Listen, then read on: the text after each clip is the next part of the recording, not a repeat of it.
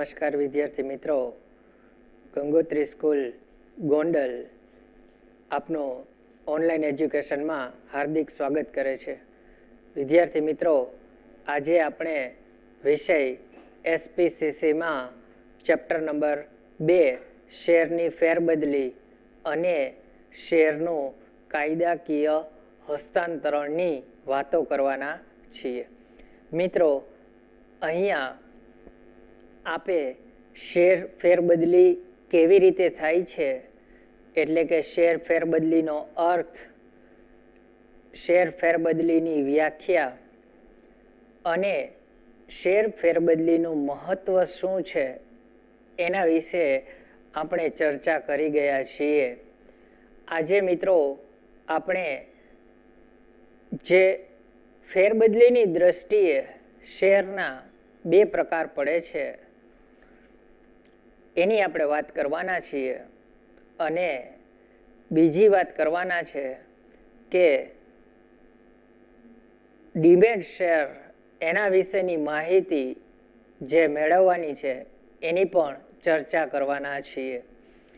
તો મિત્રો, આજે આપણે સૌ ઓનલાઈન એજ્યુકેશનની અંદર ચેપ્ટર નંબર 2 શેરની ફેરબદલી અને શેરનું કાયદાકીય હસ્તાંતરણ ગુણભાર 8 માર્કનું તમને બોર્ડની પરીક્ષામાં આ ચેપ્ટર પૂછાશે.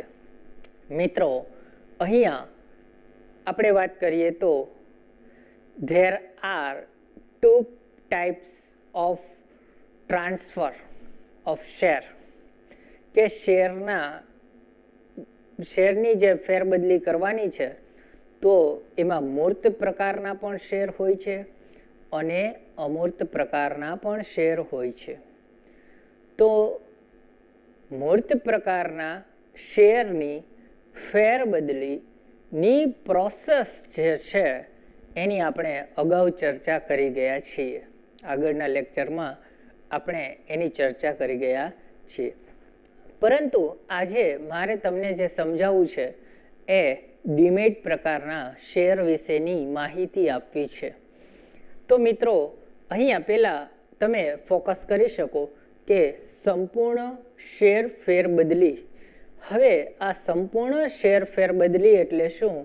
તો શેર ધારક પાસેના બધા જ શેર, એની પાસે જે શેર છે આ બધા જ શેર અન્ય વ્યક્તિને વેચી દે, અન્ય વ્યક્તિને ભેટ આપી દેશે અને જે ફેરબદલી થશે એને શેરની સંપૂર્ણ ફેરબદલી કહેવામાં આવે છે.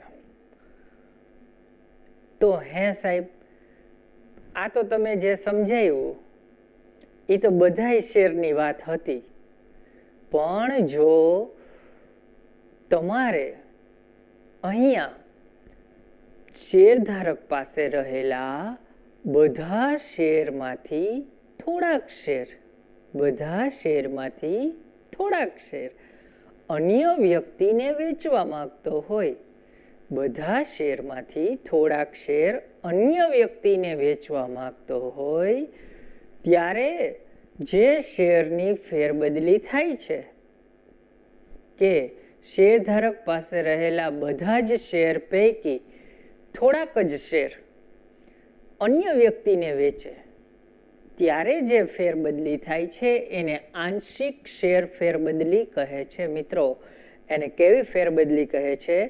આંશિક શેર ફેરબદલી કહે છે. તો અહીંયા આંશિક શેર ફેરબદલી છે એની વાત કરવાની છે. તો મિત્રો, આ તમને બોર્ડમાં પ્રશ્ન પૂછાય તો આંશિક ફેરબદલીનો આ અર્થ લખવાનો હોય છે. અને પછી જો 3 માર્કમાં પૂછાય તો તમારે આ રીતે એનું ડિસ્ક્રાઇબ કરવાનું હોય છે. મિત્રો, અહીંયા જે લખેલું છે એ તમારી ટેક્સ્ટબુકમાં જે આપેલું છે એનો જ શોર્ટ કરીને લખેલું છે. એમાંથી જે અગત્યની બાબતો હોય એને અનુસંધાનીને લખેલું છે. એટલે આ જે છે લખેલું એ તમે તમારી ટેક્સ્ટબુકમાં પણ જોઈ શકો છો. એમાં વિસ્તૃત આપેલું હશે. અહીંયા એને મુદ્દા વાઇઝ થોડું કન્સિડર કર્યું છે જેથી તમને સરળતાથી સમજાય. તો મિત્રો, આ તો અર્થ તમને ખબર પડી ગઈ. આજના દિવસમાં આપણે જે અભ્યાસ કરવાના છીએ એની અંદર તમને સંપૂર્ણ શેર ફેરબદલીની ખબર પડી ગઈ છે અને હવે આંશિક ફેરબદલીની પણ વિધિ છે એની પણ હવે ચર્ચા કરવાના છીએ. અહીંયા મૂળ શેરધારક છે. મૂળ શેરધારક એટલે કોણ? તો કે જેની પાસે શેર હોય છે, જે સૌ પ્રથમ શેર ખરીદેલા છે, આ વ્યક્તિને મૂળ શેરધારક તરીકે ઓળખવામાં આવે છે. તો આ મૂળ શેરધારક છે મિત્રો, તો મૂળ શેરધારક શેરનું વિભાજન કરાવે. જો અહીંયા ખાસ મુદ્દો કન્સિડર કરજો, મગજમાં સેટ કરજો. વિભાજન, વિભાગીકરણ. વિભાજન એટલે શું મિત્રો? તો અહીંયા શેરનું વિભાજન, શેરના બે ભાગ કરી નાખવા, એક વાત. બીજું, એને શેરનું પ્રમાણીકરણ પણ કહે છે. વિભાગીકરણ, પ્રમાણીકરણ. આ રીતે પણ પ્રશ્ન બોર્ડની પરીક્ષામાં પૂછાય તો તમે સારી રીતે લખી શકશો. તો મિત્રો, મૂળ શેરધારક છે એ શેરનું વિભાજન કરવા માટે શેરને, જે શેર સર્ટિફિકેટ છે, શેર પ્રમાણપત્ર છે, એને કંપની રજિસ્ટર્ડની ઓફિસે મોકલે છે. આ શેર ક્યાં મોકલે છે? કંપની રજિસ્ટર્ડની ઓફિસે મોકલે છે. તો મિત્રો, અહીંયા બે, આ તમને હું આમ ચર્ચા કરી લઈએ આપણે વચ્ચેથી એક, કે અહીંયા બે શબ્દો તમને સિમિલર લાગતા હશે. એમાંનો પહેલો શબ્દ છે એ કંપની રજિસ્ટર્ડની ઓફિસ, અને બીજો જે શબ્દ છે એ, સાંભળજો ખાસ, કંપની રજિસ્ટ્રારની ઓફિસ, જેને ROC તરીકે ઓળખો છો. એટલે અહીંયા રજિસ્ટર્ડ, તમે સારી રીતે આ બાબતથી પરિચિત છો, એના વિશેની વધારે વાત ન કરતા આપણે ટોપિક તરફ જઈએ. પણ અહીંયા કઈ ઓફિસ લખેલું છે? રજિસ્ટર્ડ ઓફિસ લખેલું છે. તો મિત્રો, કંપની રજિસ્ટર્ડ ઓફિસે મોકલે છે. આ જે મૂળ શેરધારક છે એની પાસે જે સર્ટિફિકેટ છે એ કંપની રજિસ્ટર્ડની ઓફિસે મોકલે છે, કંપનીની ઓફિસે મોકલે છે, જેને એમ કહી શકાય. હવે આ જે શેર છે એ કંપનીમાં પહોંચી ગયા, તો હવે શેરધારક છે એ નિશ્ચિંત થઈ જશે અને હવે કાર્ય છે એ કોનું ચાલુ થશે? યસ, સેક્રેટરીનું. કોનું કાર્ય ચાલુ થશે હવે? સેક્રેટરીનું. તો સેક્રેટરી છે એ આ દસ્તાવેજ છે એનો અભ્યાસ કરશે અને જે ખરાઈ કરવાની હોય એ ખરાઈ કરશે. તો સેક્રેટરી શેરનું વિભાજન, શેરનું પ્રમાણીકરણ કરી નાખે છે અને અમુક શેર છે એ બીજા વ્યક્તિના તરફેણમાં આપવાના હોય તો એને આ શેર છે એનો હિસ્સો મોકલી આપવાની પ્રોસેસ કરે છે. તો આ સેક્રેટરીનું વર્ક છે. કારણ કે મૂળ શેરધારકે તો કંપનીમાં શેર મોકલી દીધા, હવે શેરનું વિભાગીકરણ, વિભાજન કરવાનું કામ છે એ કોણ કરશે? સેક્રેટરી. તો મિત્રો, સેક્રેટરી છે એ વિભાજન કરી અને શેર મોકલી આપે છે. ત્યાર પછી વાત કરીએ, હવે શેરધારક જેટલા શેર વેચવા માંગતો હોય, બરાબર ને, શેરધારકને જેટલા શેર વેચવા માંગતો હોય, માની લ્યો એની પાસે 500 શેર હોય, તેમાંથી 300 શેર વેચવા માંગે છે અથવા અડધા શેર વેચવા માંગે છે, તો એ મુજબ એમ. તો અહીંયા શેરધારક જેટલા શેર વેચવા માંગતો હોય તે પ્રમાણેની પ્રક્રિયા પ્રમાણે શેરનું વેચાણ કરે છે, એ મુજબની પ્રોસેસ કરે છે અને એ મુજબનું વેચાણ છે એ સેક્રેટરી છે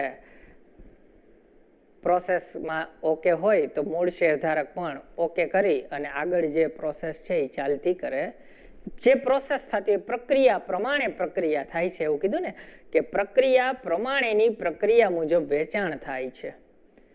તો હવે અહીંયા મારે તમને જે મેઇન આનો અગત્યનો મુદ્દો કહેવો છે એ કયો મુદ્દો છે મિત્રો? તો અહીંયા તમારી સામે બે ટોપિક છે, એક ટોપિક છે એ શેરની સંપૂર્ણ ફેરબદલી છે કે જેમાં બધા જ શેર હોય. તો અહીંયા એક બાબત યાદ રાખજો કે મૂળ શેરધારક છે ને એનું નામ અહીંયા દૂર થાય છે. મૂળ શેરધારક છે ને મિત્રો એનું નામ અહીંયા દૂર થાય છે. એનું કારણ શું? કારણ કે હવે એ શેર હોલ્ડર તરીકે રહેતો નથી, કારણ કે એના બધા જ શેર વેચી નાખ્યા છે. તો ફિનિશ. હવે એનું નામ સભ્ય પત્રકમાં રહેશે નહીં. પરંતુ જો એ આંશિક ફેરબદલી કરે, એટલે કે શેર જેટલા શેર હોય એમાંથી થોડાક જ શેર વેચે, આવું તમારી ટેક્સ બુકમાં લખ્યું છે થોડાક જ શેર, તો થોડાક જ શેર વેચશે તો એક ફાયદો શું થશે કે સભ્ય પત્રકમાં એનું નામ ચાલુ રહેશે. એનું સભ્યપદ અત્યારે ચાલુ છે. તમે સમજી શકો હું શું કહેવા માંગુ છું કે અહીંયા એનું સભ્યપદ છે એ ચાલુ જ રહે છે, જ્યારે અહીંયા સભ્યપદ છે એ સમાપ્ત થાય છે મિત્રો. તો આંશિક ફેરબદલીના કારણે સભ્યપદ જળવાયેલું રહે છે. તો એવું જરૂરી નથી કે અડધા શેર વેચવા, ઓછા શેર વેચવા, વધુ, એને જેટલા ઈચ્છા પડે એટલા શેર એ વેચી શકે છે. તો અહીંયા મૂળ શેરધારક છે આ રીતે પ્રોસેસ કરે છે, સેક્રેટરી એપ્રુવમેન્ટ આપે છે અને પછી આ પ્રોસેસ છે એ પૂરી થાય છે. તો મિત્રો અહીંયા તમને જો બોર્ડની અંદર માર્ચ 2021માં આંશિક ફેરબદલીને લગતું કાંઈ પણ પૂછાય તો મને વિશ્વાસ છે કે તમે લખી શકશો. તો અહીંયા આપણે આ જે આંશિક ફેરબદલી છે એની પ્રોસેસ અહીંયા પૂરી કરીએ મિત્રો. અને ત્યાર પછીનો જે ટોપિક છે આપણે જે ભણવાનું છે, કારણ કે અહીંયા એ ટોપિક છે એ મૂર્ત સ્વરૂપના શેરની ફેરબદલી છે. એ ટોપિક કયો હતો? આલ્ફાબેટિક નંબરિક એ આપ્યો, મૂર્ત સ્વરૂપના શેરની ફેરબદલી. અને હવે જે ભણવાની તમને, જે જાણવાની તમને જે જિજ્ઞાસા છે એ કઈ બાબત? તો એ બાબત છે મિત્રો અમૂર્ત શેરની ફેરબદલી. અમૂર્ત શેર એટલે કયા શેર મિત્રો? ડીમેટ પ્રકારના શેર. કયા શેર? ડીમેટ પ્રકારના શેર. તો મારે તમને થોડીક સાદી વાત કરવી છે. એની અંદર મારે તમને જે સમજાવવું છે એ કઈ બાબત છે કે માની લ્યો કે મારી પાસે ફિઝિકલ શેર છે. હવે આ ફિઝિકલ શેર હું મારી પાસે રાખું છું. તો મારી પાસે શેર હોય તો પહેલી બીક તો શું? પહેલી બીક શું લાગે? શેર ચોરાઈ જશે તો, ખોવાઈ જશે તો, આગમાં નાશ પામી જવાનો ભય હોય છે. પરંતુ જો આ શેર છે એ લેપટોપમાં હોય, આ શેર છે એ મોબાઈલમાં હોય, તો કાંઈ બીક નથી, જરા પણ ચિંતા કરવાની જરૂર નથી. કારણ કે ઇટ્સ ઇલેક્ટ્રોનિક સોર્સ, સિક્યોરિટી. કારણ કે ઇલેક્ટ્રોનિક સ્વરૂપ થઈ ગયું છે તો અહીંયા એ ચિંતા નથી કરવાની મિત્રો તમારે. એટલા માટે આ મુદ્દો તમારા માટે મજા આવે એવો મુદ્દો છે. કારણ કે અત્યારના 21મી સદીના યુગમાં આજની જનરેશનને આ વધારે અનુકૂળ રહી છે. કારણ કે એને તરત જ એની કિંમત જાણી શકે, બધી પ્રોસેસ કરી શકે, મોબાઈલથી, લેપટોપથી આ બધી પ્રોસિજર થઈ શકે. એટલા માટે એને ખૂબ જ અગત્યની બાબત લાગે છે. તો હવે થોડાક પહેલા પ્રશ્નોત્તરીથી આપણે આ ટોપિકની શરૂઆત કરશું મિત્રો. પાછું હું તમને કહું કે તમારી ટેક્સ્ટ બુકમાં લખેલું છે એને જ આપણે થોડુંક એને મુદ્દાવાઇઝ એનાલિસિસ કરી અને પછી બોર્ડમાં લખેલું છે. એટલા માટે કે આ કોઈ રીતના કોઈ આમ માની લ્યો કે ઘણી વખત એવું થાય કે અંદર એડ કર્યું હોય, એવું કંઈ નથી. પ્રોપર તમારી ટેક્સ્ટ બુકનું જ છે તમને જો સરળતાથી યાદ રહી જાય એવો અહીંયા એક પ્રયાસ કરેલો છે. તો મિત્રો અહીંયા પેલું જ છે, પેલો ટોપિક અહીંયા તમને કયો કહેવામાં આવે છે એની વાત કરીએ. તો અહીંયા મૂર્ત શેર રાખી શકે એટલે કે માની લ્યો કે હું હોઉં તો હું પોતે મૂર્ત સ્વરૂપના શેર રાખી શકું? તો જવાબ આવશે યસ. એનો જવાબ આવશે યસ, હા, હું મૂર્ત સ્વરૂપના શેર છે, ફિઝિકલ શેર છે, ભૌતિક પ્રકારના શેર છે. આ શેર હું મારી પાસે રાખી શકું છું. આઈડિયા આવે છે તમને હું શું કહેવા માંગુ છું? કે કોઈ પણ શેર ધારક મૂર્ત પ્રકારના શેર છે એ પોતાની પાસે રાખી શકે છે. ફિઝિકલ શેર હોય તો એ રાખી શકે છે, એને ના નથી. મિત્રો ખાસ સમજો તમે, એને ફિઝિકલ શેર રાખવાની ના પાડી નથી. જૂના કંપની ધારામાં પણ ના નથી પાડી અને નવા કંપની ધારામાં પણ ફિઝિકલ શેર પોતાની પાસે રાખવાની ના પાડી નથી. તો પેલો પ્રશ્ન, પેલો મુદ્દો, પેલો ટોપિક કે અથવા પેલો પ્રશ્ન તમને પૂછાય કે ફિઝિકલ શેર શેર ધારક રાખી શકે છે? તો જવાબ આવશે મિત્રો હા, મૂર્ત પ્રકારના શેર શેર ધારક પોતાની પાસે રાખી શકે છે.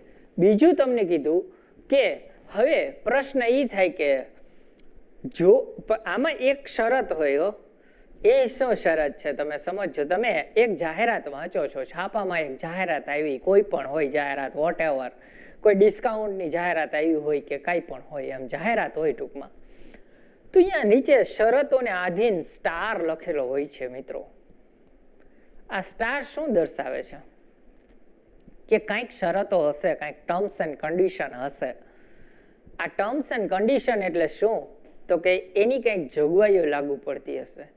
તો હે સાહેબ, તમે હમણાં એમ કહેતા હતા કે શેર ધારક છે એ શેર એની પાસે રાખી શકે છે, ફિઝિકલ ભૌતિક શેર પોતાની પાસે રાખી શકે છે, પણ શરતોને આધીન. યાદ રાખજો નવા કંપની ધારામાં શું લખ્યું છે? તો મિત્રો નવા કંપની ધારામાં એમ લખ્યું છે કે મૂળ શેર ધારક છે એ આ શેર વેચાણ કરી શકે નહીં. એટલે કે મૂર્ત, જો તમને બે પ્રશ્ન અહીંયા ક્લિયર થાય છે. પેલું કે ફિઝિકલ શેર રાખી શકો છો? તો જવાબ આવશે હા. પણ જો તમને બીજો પ્રશ્ન એવો પૂછાય કે ફિઝિકલ શેરનું વેચાણ નવા કંપની ધારા મુજબ થઈ શકે? તો જવાબ આવશે ના. તો જવાબ આવશે ના, કે નવા કંપની ધારા મુજબ ફિઝિકલ શેરનું વેચાણ થઈ શકે નહીં. તો અહીંયા વેચાણ થઈ શકે નહીં. તમે રાખી શકો, તમે કોઈને વેચી શકતા નથી, ભેટ આપી શકતા નથી. આટલી બાબત એમાં આવે. તો બે મુદ્દા તમારા મગજમાં સેટ થઈ ગયા. જો આ બાબત ખાસ મગજમાં રાખજો, કારણ કે તમારી પાસે મૂર્ત સ્વરૂપના શેર છે, તમારી પાસે અમૂર્ત સ્વરૂપના શેર છે. મિક્સિંગ ન થઈ જાય એના માટે હું તમને અવારનવાર રિપીટેશન કરીને તમારી મગજમાં મુદ્દો છે એ સેટ કરવાનો પ્રયત્ન કરું છું મિત્રો. તો હવે આપણે વાત કરીએ. હવે માની લ્યો કે તો સાહેબ એને વેચાણ કરવું હોય તો એ વેચાણ કરી શકે? તો કે હા સાહેબ એ વેચાણ કરી શકે, પણ એના માટેની પાછી એક પ્રોસેસ આપી છે. તો હે સાહેબ એ પ્રોસેસ અમને કયો ને સાહેબ. તો મિત્રો સાંભળજો તમે, આ પ્રોસેસ છે કે તમારી પાસે ફિઝિકલ શેર હતા, ભૌતિક સ્વરૂપના તમારી પાસે શેર હતા. હવે તમે જો બીજા વ્યક્તિને આ શેર વેચશો તો એ ના પાડી દેશે કે ભાઈ મારે શેર નથી લેવા, મારે ફિઝિકલ શેર નથી લેવા, મારે ભૌતિક સ્વરૂપના શેર નથી લેવા. તો તમે એને પૂછશો કે એલા કાં નથી આ શેર, કેમ નથી લેવા તારે? તો એ તમને જવાબ આપશે કે નવા કંપની ધારામાં એવી જોગવાઈ કરવામાં આવેલી છે કે જો કોઈ શેર ધારકને પોતાના શેર વેચવા હોય, ભૌતિક શેર વેચવા હોય, તો એણે સૌ પ્રથમ આ શેરને ડીમેટમાં ફેરવવા પડે છે. આ શેરને શેમાં ફેરવવા પડે છે? ડીમેટમાં ફેરવવા પડે છે. અને આ શેર છે ભૌતિકમાંથી અભૌતિક સ્વરૂપના થઈ જાય છે.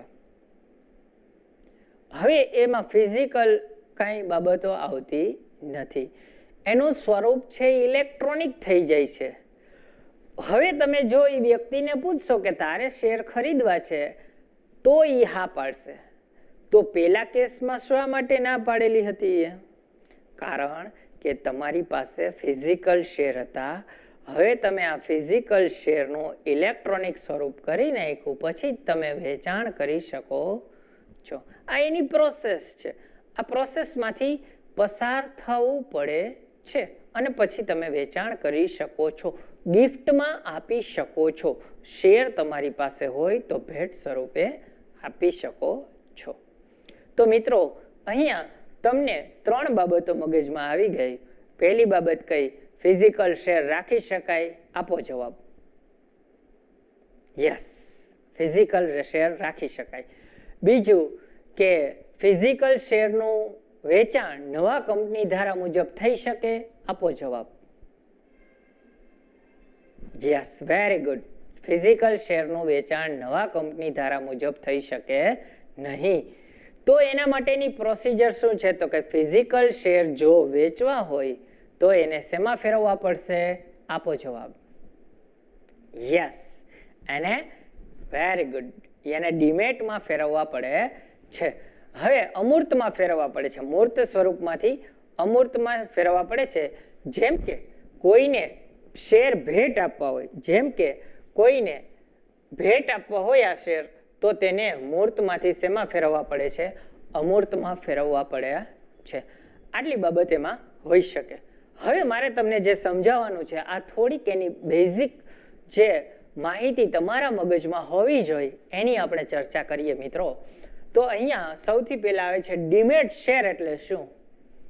ડીમેટ શેર, ડીમેટ શેર એટલે ભૌતિક શેરનું ઇલેક્ટ્રોનિક સ્વરૂપમાં રૂપાંતર. તમારી પાસે જે ફિઝિકલ શેર છે એને તમારા લેપટોપમાં, કોમ્પ્યુટરમાં અથવા મોબાઈલમાં તમે ઓપરેટ કરી જોઈ શકો, એના ઇલેક્ટ્રોનિક સ્વરૂપમાં ફેરફાર કરી નાખ્યો છે. તો ભૌતિક સ્વરૂપનું ઇલેક્ટ્રોનિક સ્વરૂપમાં રૂપાંતર એટલે ડીમેટ શેર. તમને આવો પ્રશ્ન માર્ચ 2021ની બોર્ડની પરીક્ષામાં પૂછાય કે ડીમેટ શેર એટલે શું? તો ડીમેટ શેર એટલે તમને અહીંયા મિત્રો સમજાઈ જાય. હવે પ્રશ્ન એ થાય કે આ ડીમેટ શેર તમે સર બોલો છો, પણ આ ડીમેટ શેર રાખવા કઈ રીતે? ડીમેટ શેર છે એ સાચવશે કોણ? ડીમેટ શેર ખરીદી અને વેચાણ થાય તો એની ઉપર અંકુશ કોનું હોય? આ બધા પ્રશ્નો મને ખબર છે કે તમારા મગજમાં આ બધા જ પ્રશ્નો છે એ સતત મગજમાં દોડે છે. આ બધા પ્રશ્નો, એના જવાબ તમને ધીમે ધીમે મળતા જશે. વિદ્યાર્થી મિત્રો, આપ તો ઘણા હોશિયાર છો. મને સમજાઈ ગયું કે સાહેબ આ ડીમેટ શેરનો અર્થ તમને સમજાઈ ગયો, મને સમજાઈ ગયો, બધાને સમજાઈ ગયો. સાહેબ આ અર્થ તમે જે કહેવા માંગો છો એ બધું જ સમજાઈ ગયું. પણ સાહેબ અમારે એ જાણવું છે કે આગળની પ્રોસેસ અમને સમજાવો કે જેથી અમે પણ ભવિષ્યમાં અથવા તો અમારા પેરેન્ટ્સ જ્યારે ડીમેટ શેરમાં ખરીદી કરતા હોય ત્યારે અમે એને કઈ રીતના ગાઈડ કરીએ એની માહિતી અમને આપો સાહેબ. તો એની હવે થોડીક આપણે ચર્ચા કરવાના છીએ. તો મિત્રો, તો અહીંયા માની લ્યો રોકાણકારો, અહીંયા રોકાણકાર હોય તો આ રોકાણકાર છે પોતે ઇન્વેસ્ટર્સ, તો ઇન્વેસ્ટર છે કોઈ પણ, તો એણે અહીંયા ડિપોઝિટરી પાર્ટિસિપન્ટ પાસે ડીમેટ ખાતું ખોલાવવાનું છે. અહીંયા જો આ શબ્દ તમારા માટે નવા શબ્દો ચાલુ થશે મિત્રો. આ બધાય તમે ક્યાંક સાંભળેલા પણ હોય, ક્યાંક વાંચનમાં આવેલું હોય, તમે ખૂબ સારી રીતે અભ્યાસ કરો છો એટલે એમાં કાંઈ શંકાને સ્થાન નથી મિત્રો. પણ ઘણી વખત એવું બનતું હોય, ઘણા વિદ્યાર્થીઓને વિસર્ચોકથી ભૂલાઈ ગયો હોય શબ્દ, તો એને પાછું એકવાર એની રિકોલ મેમરીમાં શબ્દ જાય અને એને સમજાય તો એને યાદ આવી જાય. Depository participant. તો સાહેબ આ ડિપોઝિટરી પાર્ટિસિપન્ટનું કામ શું છે, એ કાર્ય શું કરે છે આ લોકો? તો ડિપોઝિટરી પાર્ટિસિપન્ટ છે ત્યાં તમે જાઓ અને તમે એને એમ કહો કે મારે ડીમેટ ખાતું ખોલાવવું છે, તો એ સરળતાથી તમને ડીમેટ ખાતું ખોલાવવા માટેની પ્રોસિજર સમજાવે અને તમારું ડીમેટ ખાતું છે એ ખુલી જાય છે અહીંયા. તો અહીંયા ડિપોઝિટરી પાસે તમારે જવું પડશે. આ એક વાત. પહેલું સ્ટેપ જેને કહેવાય, પહેલું સ્ટેપ કયું છે મિત્રો? તમારે કોનો કોન્ટેક્ટ કરવાનો છે? ડિપોઝિટરી પાર્ટિસિપન્ટનો કોન્ટેક્ટ કરવાનો છે. હવે તમે સમજો મિત્રો કે ભારતમાં હવે આ ડિપોઝિટરી તરીકે કઈ કઈ સંસ્થાઓ છે કાર્ય કરે છે? ડિપોઝિટરી તરીકે કાર્ય કરનાર સંસ્થાઓ કઈ છે? તો એની થોડીક વાતો કરીએ. ડિપોઝિટરી પાર્ટિસિપન્ટ તમને ફૂલ ફોર્મ નામમાં પણ પૂછાય તો આ સ્પેલિંગ લખો. વિદ્યાર્થી મિત્રો, અહીંયા તમારી સાથે એક નાનકડી વાત શેર કરવા માંગુ છું. વિદ્યાર્થી મિત્રો, તમને કોઈ પણ ફૂલ ફોર્મ પૂછાય 1 માર્કમાં, તો અહીંયા તો જો તમારું ઇંગ્લિશ ખૂબ જ સરસ છે, મને ખબર છે, તમે અક્ષર તમારા ખૂબ જ સરસ છે, મને ખબર છે, કારણ કે આપણે ધોરણ 11 થી આપણે પરિચયમાં છીએ એટલે હું તમારા બધાના અક્ષરોથી વાકેફ છું, તમારા નોલેજથી વાકેફ છું. પરંતુ પરીક્ષામાં લખવામાં ઉતાવળ થઈ ગઈ અને તમારા સ્પેલિંગમાં સિલી મિસ્ટેક થઈ ગઈ તો તમારો જે 1 માર્ક છે એ પછી તમારી પાસે રહેશે નહીં. તો આવા સમયે તમારે એક મારા માટે થઈને તમે માનજો, ખાસ તમને હું એટલે કહું કારણ કે તમે મોટા ભાગની વાતો તમે ફોલો કરતા હો છો એટલે આ એક બાબત નવી ઉમેરાવડાવું છું તમારી પાસે કે ઉચ્ચાર તમે લખજો. એટલે શું કે માની લ્યો કે અહીંયા તમને આ સાદી વાત કરીએ, વચ્ચેથી એક આ ટોપિક મને મગજમાં આવ્યો એટલે આની એક વાત કરી નાખીએ. NSDL આવું તમને પૂછાણું કે ફૂલ ફોર્મ છે, તો તમે ઇંગ્લિશમાં પાવરધા છો, મને ખબર છે, તમે સારી રીતે લખો છો, મને ખબર છે, તો પણ છતાં મારી એક સલાહ ન કયો, સૂચન કયો એવું, કારણ કે સલાહ કદાચ અત્યારના વાતાવરણ એવું છે તો કદાચ તમને નહીં અનુકૂળ આવે. સૂચન એક મારું માનો કે અહીંયા તમે એવું લખો છો નેશનલ સિક્યોરિટીઝ ડિપોઝિટરી લિમિટેડ, આવું તમે લખી નાખ્યું, વેલ એન્ડ ગુડ, સારી બાબત છે. તમારે મારું એક કાર્ય કરવાનું છે.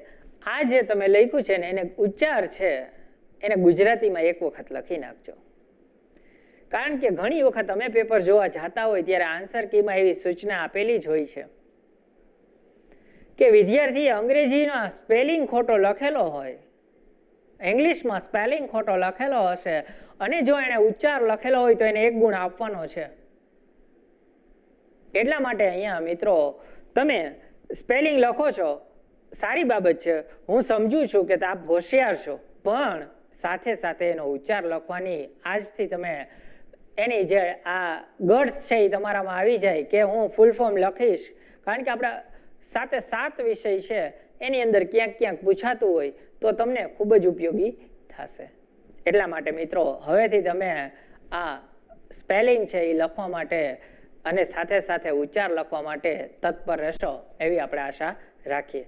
તો અહીંયા રોકાણકારે પહેલું કામ શું કરવાનું છે? First step. ચાલો આપણે પાછી આ વાતમાં આવી જઈએ. ફર્સ્ટ સ્ટેપ કયું કરવાનું છે? તો કે પહેલું સ્ટેપ છે એ તમારે ડિપોઝિટરી પાર્ટિસિપન્ટ પાસે જવાનું છે અને ત્યાં ડીમેટ ખાતું ખોલાવવાનું છે. હવે બીજી વાત, મુદ્દો નવો છે મિત્રો તમારા માટે. આ ફર્સ્ટ ટાઈમ તમારી સામે તમે આ મુદ્દાને ફેસ કરતા હોય એટલા માટે હવે હું તમને સાદી સમજ આપું. આ ડીમેટ ખાતું ને એ બધું શું છે એની તમને સાદી સમજ આપું તો અહીંયા મિત્રો એક બાબત કે કોઈ પણ વ્યક્તિ છે એની પાસે રૂપિયા છે. હવે આ રૂપિયા છે એને પોતે સલામત રીતે સિક્યોરિટી સાથે રાખવા હોય, સાંભળવાનું જ છે મિત્રો અહીંયા તમારે કે તમને ધીમે ધીમે મગજમાં સેટ થશે. કોઈ પણ વ્યક્તિ છે એની પાસે પૈસા હોય, રૂપિયા હોય તો એ સેફ સલામત રીતે ક્યાં રાખી શકે? યસ, બેંકમાં. આ વ્યક્તિ છે એને કારણ કે ગમે ત્યારે ગમે તે સ્થળે એને રૂપિયા મળી જાય એટલા માટે આ રૂપિયા છે એ ક્યાં રાખે છે? બેંકમાં. હવે બેંકમાં માની લ્યો કે મારું ખાતું છે એ નાગરિક બેંકમાં હોય, મારું ખાતું છે એ આઈસીઆઈસીઆઈ બેંકમાં હોય. હવે મારે પૈસા બેંક ઓફ બરોડામાં રાખવા છે તો હું બેંક ઓફ બરોડામાં પૈસા રાખી શકું? આપો જવાબ. શા માટે તમે ના પાડો છો? કારણ કે તમને સમજ છે કે સાહેબ બેંક ઓફ બરોડામાં પૈસા રાખી શકાય નહીં કારણ કે તમારું ખાતું બેંક ઓફ બરોડામાં નથી. બસ આ જ બાબત છે. કારણ કે આપણે બેંકમાં ખાતું ખોલાવેલું હોવું જોઈએ. તો અહીંયા એ જ બાબત લાગુ પડે છે. અહીંયા રૂપિયા હતા, હવે માની લ્યો કે મારી પાસે શેર હોય તો શેર છે, આ શેર જો મારે સાચવવા હોય, મારે સલામત રીતે રાખવા હોય તો મારે ડીમેટ ખાતું ખોલાવવું પડે છે. અહીંયા હું સેવિંગ એકાઉન્ટ, કરંટ એકાઉન્ટ ખોલાવતો હતો, અહીંયા મારે ડીમેટ એકાઉન્ટ ખોલાવવું પડે છે અને ડીમેટ એકાઉન્ટમાં હું શેર રાખી શકું છું. તો અહીંયા હું બેંકની મુલાકાત લેતો હતો, બેંકનો કોન્ટેક્ટ કરતો હતો, અહીંયા હું ડિપોઝિટરી પાર્ટિસિપન્ટનો કોન્ટેક્ટ કરીશ અને આ ડિપોઝિટરી પાર્ટિસિપન્ટ છે મિત્રો એ આ ખાતું ખોલાવવાનું ખાતું ખોલાવવાની આખી પ્રોસેસ પ્રક્રિયા છે એ લોકો કરતા હોય છે. તો ભારતમાં જામીનગીરી સાચવે છે કોણ? આ તો બધી બેંકોના અહીંયા નામ લીધા હતા. અહીંયા ભારતમાં તમને મિત્રો જો બે બાજુથી તમને કન્સિડર થઈ જાય, તમને સમજાઈ જાય. આ બાજુ મેં બેંક આખી બધી બેંકોના નામ લીધા ને આ બધી વાતો કરી. આ બાજુ હું ડિપોઝિટરીની સંસ્થાઓ સાથે કનેક્ટેડ રહીશ જેથી તમને સરળતાથી સમજાય. તો અહીંયા ડિપોઝિટરી તરીકે કામ કરતી જામીનગીરી સાચવનાર બે આપણી પાસે અહીંયા સંસ્થા છે. તો અહીંયા મિત્રો ભારતમાં જામીનગીરી સાચવનાર કોણ? તો ભારતમાં જામીનગીરી સાચવનાર છે એનએસડીએલ અને સીડીએસએલ. બોર્ડની પરીક્ષામાં તમને આ પૂછાશે, ફૂલ ફોર્મમાં પૂછાશે કે એનએસડીએલ નું પૂરું નામ આપો. તો એનએસડીએલ છે એનું national securities, not securities, it's securities.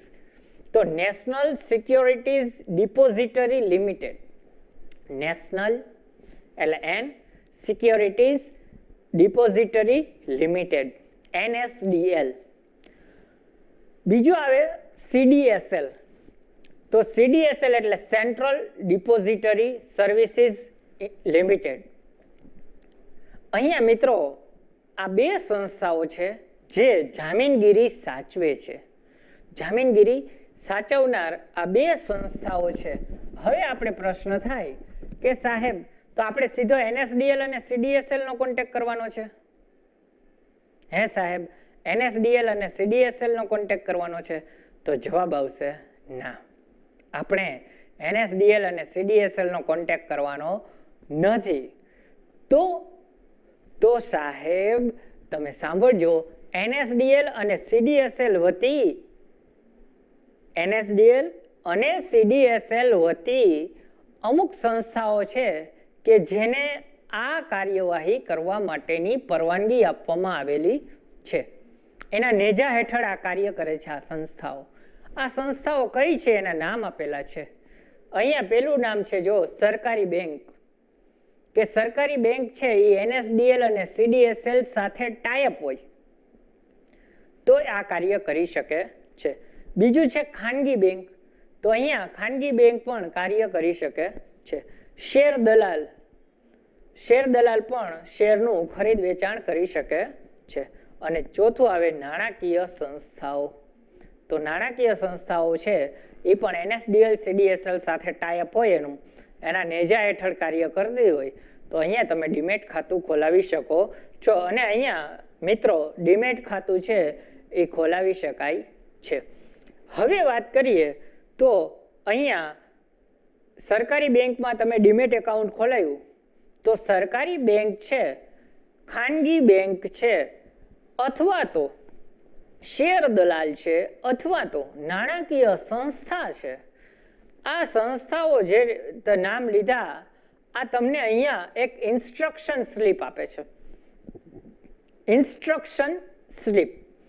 અને બીજું ઇન્ટિમેશન સ્લીપ, એનું નામ બીજું કેવું છે ઇન્ટિમેશન સ્લીપ. અહીંયા તમને ઇન્સ્ટ્રક્શન સ્લીપ અથવા તો ઇન્ટિમેશન સ્લીપ આપવામાં આવે છે. હવે આ ઇન્ટિમેશન સ્લીપનું કામ શું છે, તમને આ શા માટે ઇન્સ્ટ્રક્શન સ્લીપ આપવામાં આવે છે એની વાત કરીએ તો આ ઇન્સ્ટ્રક્શન સ્લીપ છે એનાથી તમે શેરનું ખરીદ વેચાણ કરી શકો છો, એટલા માટે આ ઇન્સ્ટ્રક્શન સ્લીપ તમને આપવામાં આવે છે. તો મિત્રો અહીંયા આટલી બાબત ક્લિયર થાય કે તમારી પાસે ઇન્સ્ટ્રક્શન સ્લીપ હશે તો તમે શેરનું ખરીદ વેચાણ ખૂબ જ સરળતાથી કરી શકો છો. તો ડીમેટ ખાતું ખોલાવ્યું એટલે તમને અહીંયા સ્લીપ આપી દીધી અને આ મુજબ તમે જેમ તમને જરૂરિયાત હોય એ મુજબ તમે વેચાણ કરી શકો છો અને ખરીદી પણ કરી શકો છો. તો મિત્રો આ ડીમેટ ખાતાની બાબતો છે જેની અંદર ભૌતિકનો ઇલેક્ટ્રોનિક સ્વરૂપમાં ફેરફાર અને બીજું કે અહીંયા તમારે ડિપોઝિટરી પાર્ટિસિપન્ટ પાસે ડીમેટ ખાતું ખોલાવવાનું છે. બે સંસ્થાઓ ભારતમાં કામ કરે છે, NSDL અને CDSL, અને એના નેજા હેઠળ કોને કોને સત્તા આપવામાં આવી છે તો સરકારી બેંક, ખાનગી બેંક, શેર દલાલ, નાણાકીય સંસ્થાઓ કે જ્યાં આપણે ડીમેટ ખાતું ખોલાવી શકીએ છીએ. અને ડીમેટ ખાતું ખોલાવશું એટલે આપણને ઇન્સ્ટ્રક્શન સ્લીપ આપે છે. તો વિદ્યાર્થી મિત્રો ઇન્સ્ટ્રક્શન સ્લીપ સુધીની માહિતી તમારી પાસે ભેગી થઈ ગઈ છે. હવે આ માહિતીને આધારે તમે આગળની પ્રક્રિયા કઈ રીતે કરો છો એની હવે થોડીક વાતો કરીએ. અહીંયા તમારી પાસે ઇન્સ્ટ્રક્શન સ્લીપ છે. આ ઇન્સ્ટ્રક્શન સ્લીપ તમને કોણે આપી છે તો આ ઇન્સ્ટ્રક્શન સ્લીપ છે એ તમને એજન્ટે આપેલી હશે, બેંકે આપેલી હશે, અથવા તો કોઈ પણ નાણાકીય સંસ્થા હશે એ આ ઇન્સ્ટ્રક્શન સ્લીપ તમને આપી. તમારા માટે પણ આ ઇન્સ્ટ્રક્શન સ્લીપ છે જેટલી મહત્વની છે એટલી જ મહત્વની જે તે સંસ્થા માટે આ ઇન્સ્ટ્રક્શન સ્લીપ હોય છે. એટલે શું તો મિત્રો આગળનો જે પ્રોસેસ છે ખરીદ વેચાણની પ્રક્રિયા છે એમાં આ ઇન્સ્ટ્રક્શન સ્લીપ ખૂબ જ મહત્વ ધરાવે છે. જેમ કે અહીંયા ખરીદ વેચાણ જે થશે એ કેવી રીતના થવાનું છે, ખરીદ વેચાણ ઓનલાઈન કોમ્પ્યુટરમાં.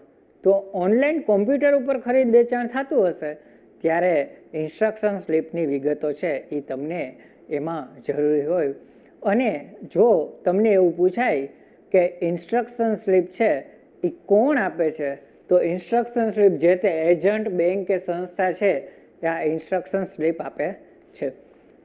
હવે આ ઓનલાઈન કોમ્પ્યુટર ઉપર ખરીદ વેચાણ થાય હે સાહેબ તો એની પ્રોસેસ તો સમજાવો કે અમને કેમ ખબર પડે કે અમારા ખાતામાં શેર છે એ કઈ રીતના જમા થાય છે અને અમારા ખાતામાંથી રૂપિયા કઈ રીતે વિડ્રોલ થાય, ઉપડી જાય છે પૈસા.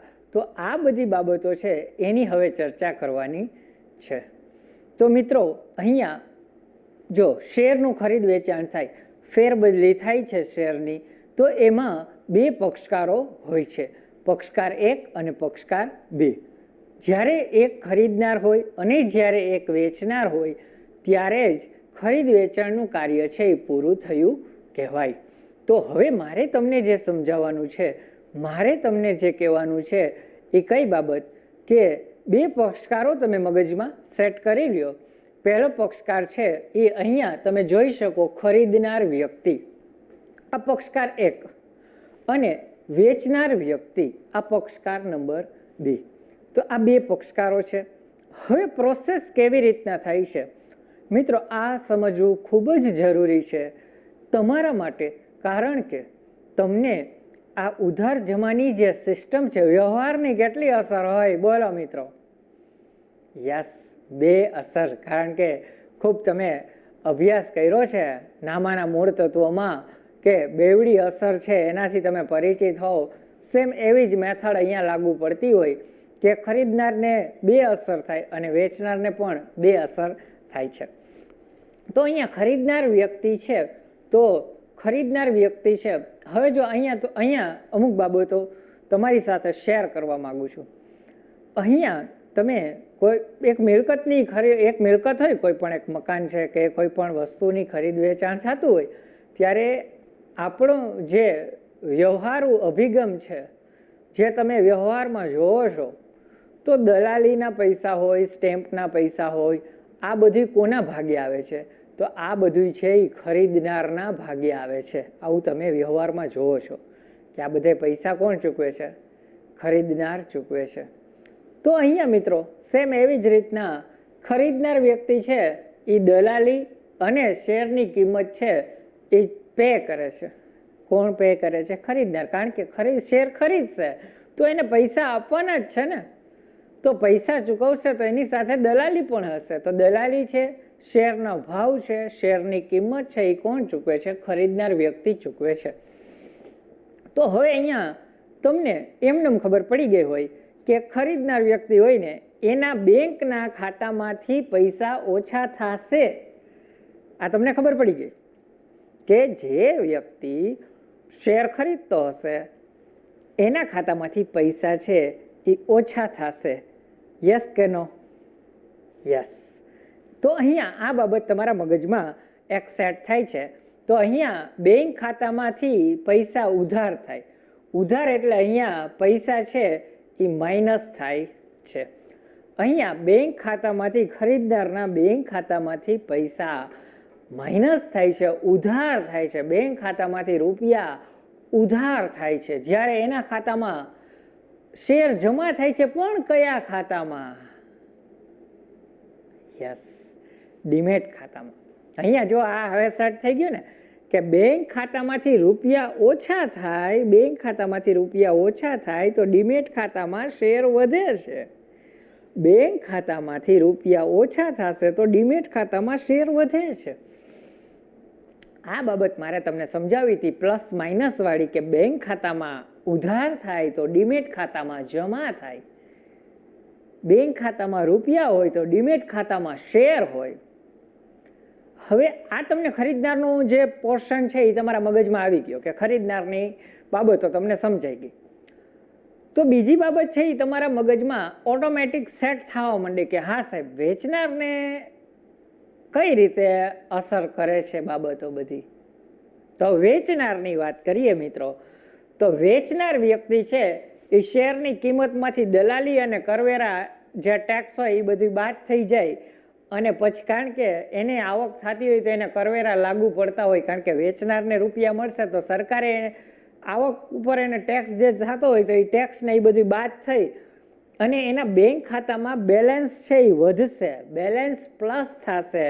એના બેંક ખાતામાં રૂપિયા છે એ જમા થાય છે. એની બેંક સિલક બેંક બેલેન્સ છે એમાં વધારો થાય છે. એની બેંક બેલેન્સ છે એમાં વધારો થાય છે અને શેર વેચી નાખે છે એટલે શેર ઘટે છે. તો બેંક ખાતામાં રૂપિયા જમા થાય છે અને એના ડીમેટ ખાતામાંથી શેર ઉધાર થઈ જાય છે મિત્રો, માઇનસ થઈ જાય, ઓછા થઈ જાય છે શેર એટલા.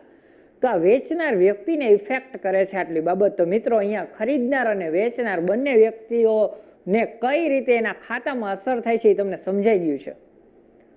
તો આ ખૂબ અગત્યની બાબત. ડીમેટ ખાતામાં શું કે ક્યારે ઉધાર થાય, ક્યારે જમા થાય, સાહેબ એનું કોઈ પણ MCQ પૂછાય નહીં, તમને આવડે. કારણ શું કે તમારા મગજની અંદર સેટ થઈ ગયું છે કે સાહેબ માઇનસ થાય બેંકમાંથી, બેંક બેલેન્સ માઇનસ થાય ત્યારે ઉધાર, અને બેંક બેલેન્સ પ્લસ થાય એટલે બેંક બેલેન્સ જમા થાય છે. તો આ બાબત છે. અને સામે તમે બીજું સેટ કરી નાખો, MCQ આમાંથી પૂછાય તો ત્યારે તમારે એક જ બાબત યાદ રાખવાની કે બેંકમાં બેલેન્સ જમા થશે, પ્લસ થશે એટલે જમા થાય તો સામે ઉધાર થશે ડીમેટ ખાતું, અને બેંક ઉધાર થાય ત્યારે ડીમેટ ખાતું હંમેશા જમા થાય છે. મિત્રો આ MCQ માટે જ આટલી બધી તમારી સાથે ચર્ચા કરવામાં આવે છે કે 1 માર્ક પણ જો MCQમાં પૂછાઈ ગયું હોય અને જો 1 માર્કનો પણ ક્યાંય જરા ગઈ તમારા મગજમાં કન્સેપ્ટ ક્લિયર ન હોય તો ઇસ્યુ ક્રિએટ થવાના છે, પણ આપણે ઇસ્યુ ક્રિએટ થવા દેવા નથી. તો મિત્રો આ આખી પ્રોસિજર જે ખરીદનાર અને વેચનારની બાબતો છે.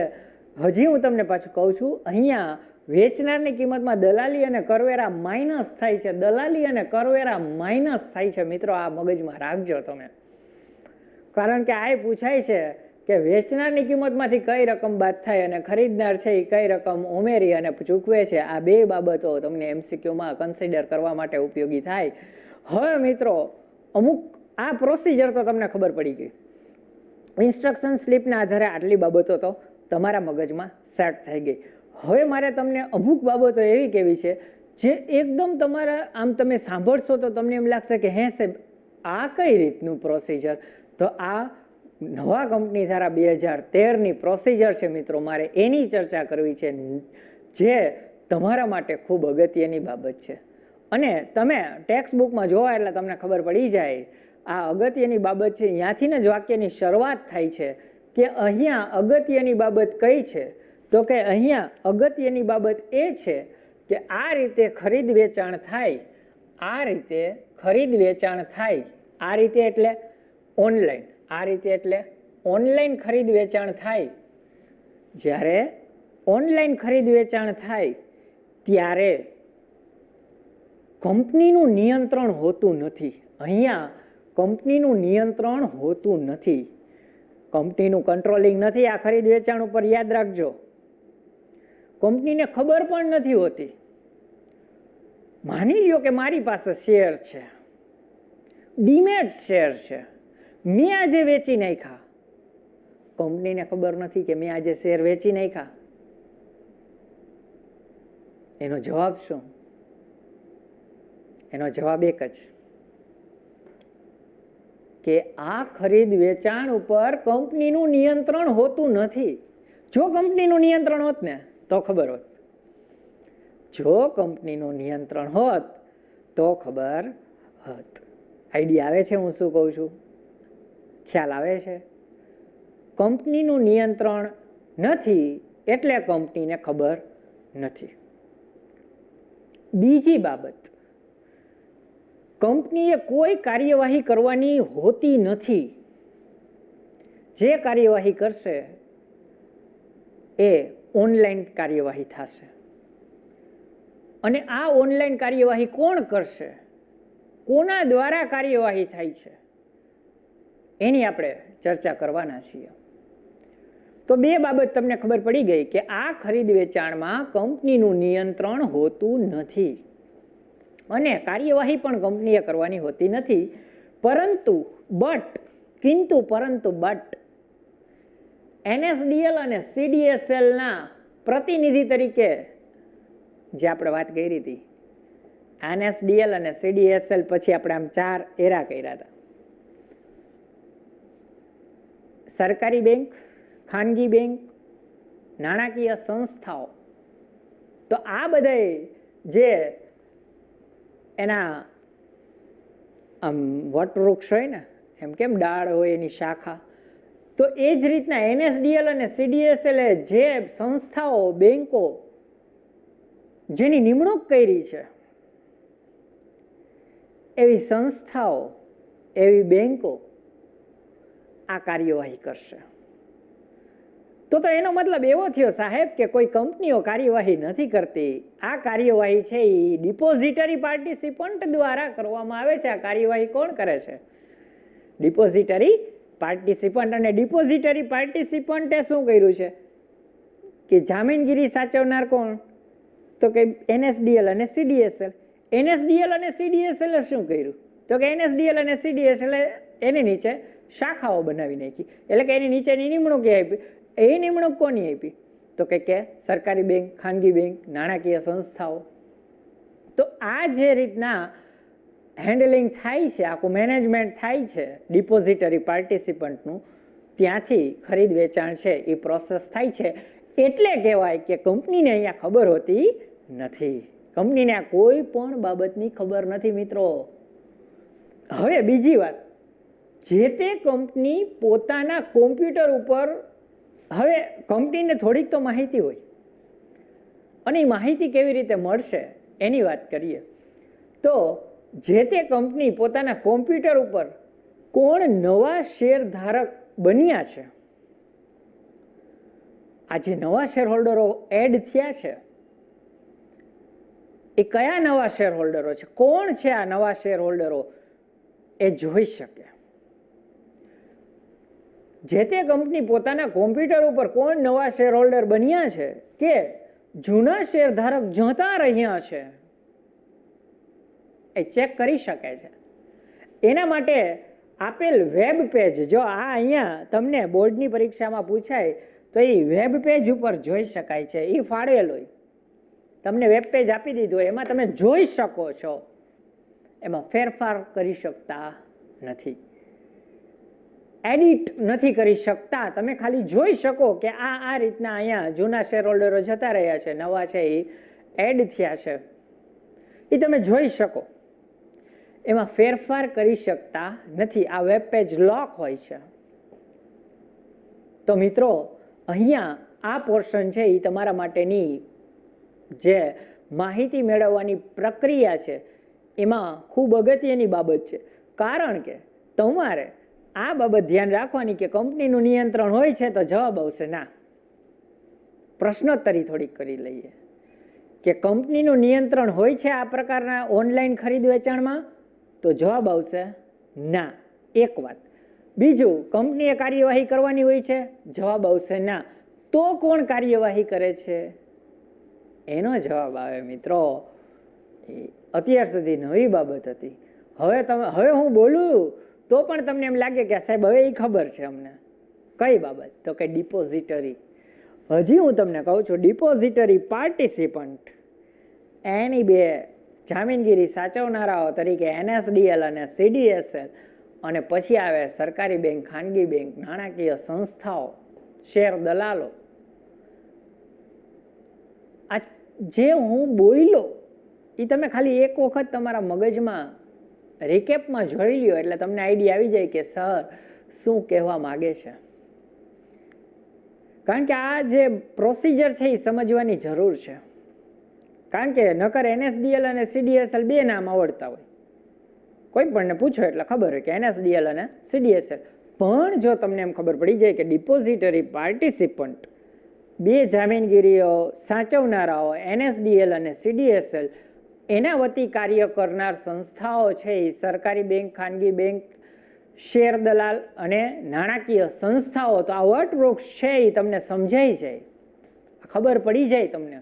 એટલા માટે હવે મિત્રો વાત કરીએ તો એનએસડીએલ અને સીડીએસએલ, અને તમારે જો એટલે કે તમે જો કંપનીવાળા હોય અને તમારે જો ચેક કરવું હોય તો તમે કંપનીના આપેલા વેબ પેજ ઉપર, એટલે કે ડિપોઝિટરી પાર્ટિસિપન્ટે આપેલા વેબ પેજ ઉપર તમે જોઈ શકો કે નવા શેર હોલ્ડરો કોણ એડ થયા છે અને જૂના શેર હોલ્ડરો જતા રહ્યા છે એના નામ તમે ચેક કરી શકો છો, તપાસી શકો છો. તો મિત્રો આજનો આપણો જે લેક્ચર હતો એની અંદર કઈ કઈ બાબતો આવે તો ઇન્સ્ટ્રક્શન સ્લીપથી માંડી અને શેરનું ખરીદ વેચાણની પ્રોસેસ પૂરી થાય એની માહિતી આપણે મેળવી, અને જે ઓનલાઈન પ્રક્રિયા છે એના વિશેની માહિતી મેળવી. મિત્રો મને એવી આશા છે કે આપ સૌએ શાંતિથી આ લેક્ચર નિહાળ્યો અને જે માહિતી તમારી પાસે ભેગી થઈ છે એનું આઉટપુટ માર્ચ 2021ની પરીક્ષા જ્યારે તમે આપતા હોય ત્યારે એનું આઉટપુટ મળે. આ પ્રશ્ન પૂછાય અને તમે સારામાં સારી રીતે લખી શકો. ગંગોત્રી સ્કૂલના વિદ્યાર્થીઓ ખૂબ જ સારામાં સારી રીતે આ જવાબ લખી અને પૂરા માર્ક્સ મેળવે, જેથી આપણે ગોંડલનું ગૌરવ વધારી શકીએ મિત્રો, એવી આશા સાથે થેન્ક યુ.